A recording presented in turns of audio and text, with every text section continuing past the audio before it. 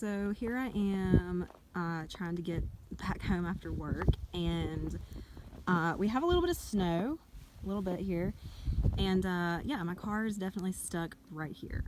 So here I go trekking up the mountain the rest of the way to the house, literally walking uphill both ways.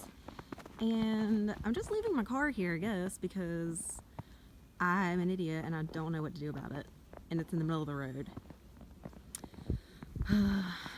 Okay, and I might get hypothermia because it's like 12 degrees out here, so yay, but it's really pretty, so there's that. Okay, I'm gonna try not to die now.